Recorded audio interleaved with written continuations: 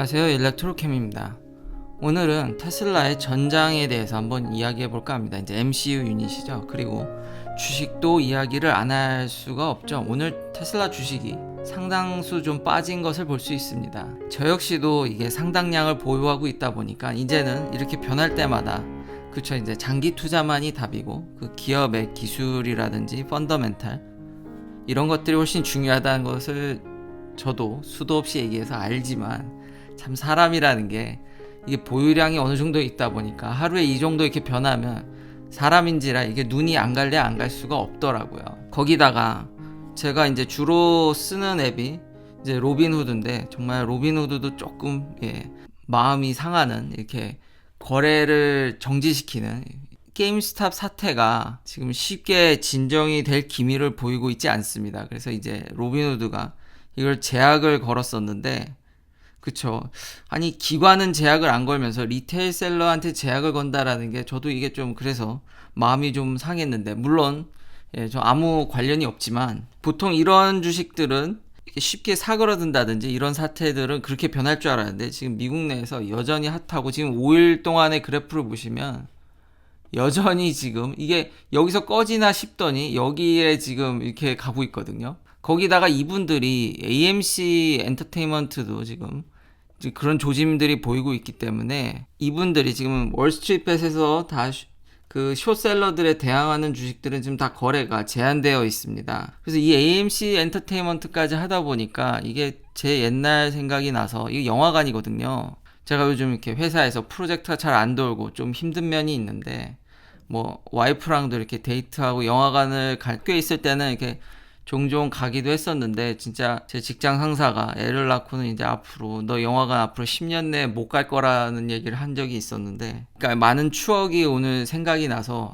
추억이 생각나는데 주식은 참 복잡한 생각을 갖게 해주는데요. 이 AMC도 안 그래도 그 망한다라는 얘기들이 많았습니다. 요즘 넷플릭스라든지 스트리밍 서비스 여러 가지 이런 플랫폼 사업들 때문에 영화관이 쓸 자리가 없는 데다가 코비드 때문에 거의 뭐 한쪽 뺨 맞은데 또 다른 뺨까지 맞아서 지금 저 세상으로 가실 것 같은데, 참 이럴 때는 숏셀러들이 좀, 저 역시 그러니까 주식과 상관없이, 경제적으로 상관없이 뭔가 추억이 깃들고, 대부분 영화 체인들이 망했는데 또 옛날 생각이 나게끔 이렇게 힘들 때 그런 데 가서 뭐 데이트라든지 이런 걸 하게끔 진짜 리마인드 하게 해주는 회사인데, 테크놀로지 흐름을 무시할 수는 없지만 정말 이럴 때는 그냥 이런 면으로 숏셀러들이 좀 밉다라는 생각이 듭니다. 각각의 이벤트가 있을 때마다 주식이 어떻게 뛰었는지를 보여주는 건데요. 일론 머스크도 때 제가 소개시켜드렸듯이 이게 언급을 했죠. 그 뒤로 빵 뛰었다가 지금, 근데 이 멜빈 캐피탈이 지금 숏 포지션을 뭐 다 끝냈다라는 얘기가 있는데,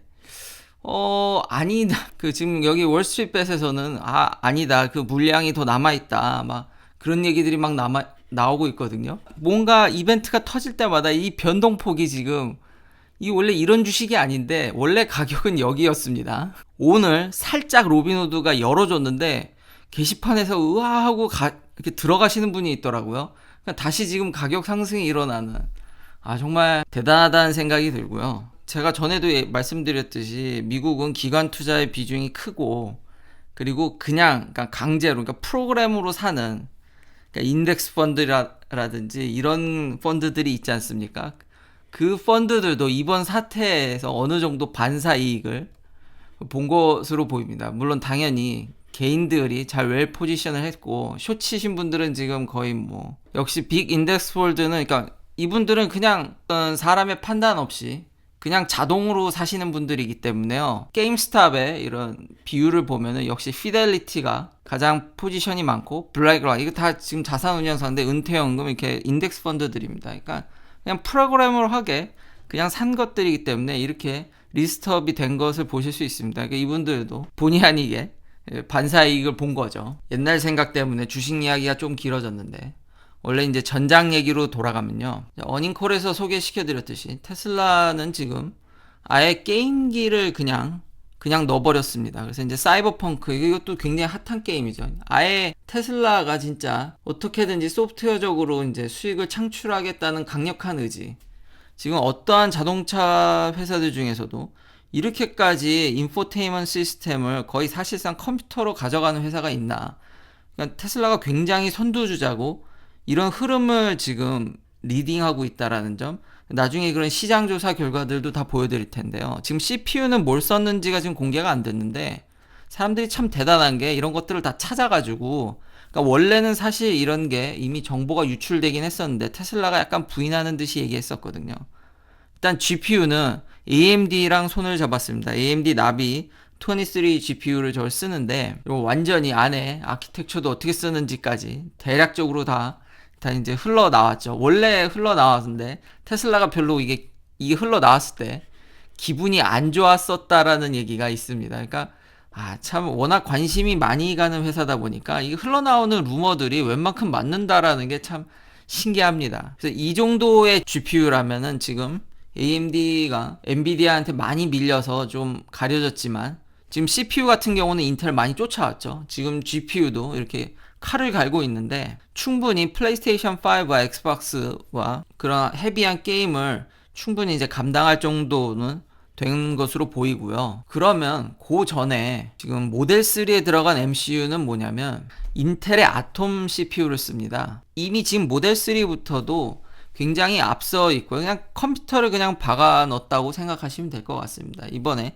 근데 이제 새롭게 이제 GPU를 저렇게 업그레이드를 하고 그냥 넣는 거죠. 그렇다면 이런 흐름이 비단 테슬라뿐만이 아니라 요즘 나온 차들의 40%는 사실상 일렉트로닉스라는 거죠. 그냥 전장.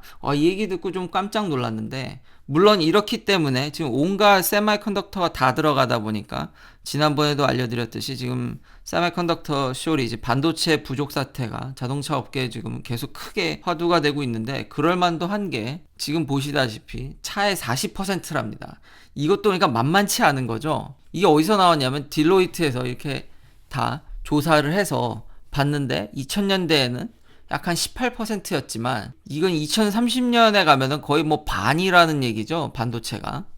지금도 이미 40%고 아무래도 자율주행이라든지 여러 가지 저런 인포테인먼트 시스템으로 인해서 상당량이 사실상 이제 반도체가 차를 점령하는, 그래서 옛날에 그런 기사 타이틀도 있었습니다. 한 작년쯤에 테슬라나 뭐 자동차 기업보다는 반도체 회사가 오토모티브 섹터에서도 굉장히 영향력이 강해지고 차라리 반도체 회사 주식을 사라 뭐 이런 기사들도 읽었던 기억이 나는데, 아니 이러면 전기 자동차로 오면 반도체가 지금 현재 40%라고 그러고 배터리도 한 30%? 뭐 많이 잡으면 40%. 테슬라야 워낙 원가 절감을 해가고 있으니까 그나마 테슬라가 좀 그 배터리 포션을 줄였는데, 그러면 앞으로 자동차는 반도체 아니면 배터리로 그냥 이루어진 게 아닌가.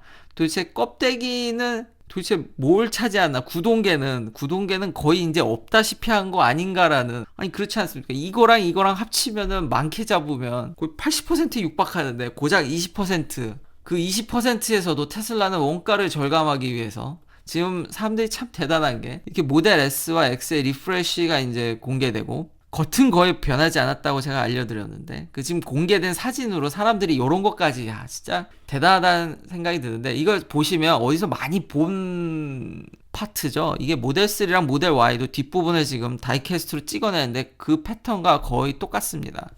그러니까 모델 S랑 X도 지금 완전히 찍어내려는 준비를 하고 있다라는 거죠. 그래서 포텐셜리 메가캐스트 유주라고 이제 이야기가 나오고 있는데, 뭐 당연한 수순이겠죠. 테슬라는 이미 차를 찍어내겠다라고 이미 계속 이야기를 하고 있으니까요. 그리고 그 파트를 계속 늘려가고 있는데, 구동계가 한 10% 차지할까요? 그리고 남은 10% 껍데기, 거기서도 이렇게 쥐어짜는, 더 이상 예전에 우리가 알던 차의 그런 메인 바디가 차지하는 무빙 파트랑 정말 이 껍데기 만드는 거는 거의 정말 그냥 껍데기화 되는 게 아닌가 라는 생각이 들었습니다. 당연히 그 선두주자에는 테슬라가 있고요. 그래서 정리하면은 이런 트렌드로 봤을 때 테슬라가 여러 면에서, 그러니까 자율주행뿐만 아니라 뭐 전기차면 전기차, 그리고 이런 인포테인먼트 시스템에 있어서도 어떤 하나의 기준이 되지 않을까. 지금 누구도 이렇게까지 차 안에 이렇게 게임기를 넣는 회사가 없으니까요. 그러니까 이런 모습들이 앞으로는 정말 내연기관들이 전기차뿐만 아니라 배터리뿐만 아니라 이런 것도 따라가지 않을까. 그러니까 트렌드를 사실상 거의 전 분야에 있어서 테슬라가 리딩해가는 모습이 보여지는 것 같습니다. 긴 영상 시청해 주셔서 감사합니다. 내일도 테슬라 관련 이야기들로 찾아뵙겠습니다.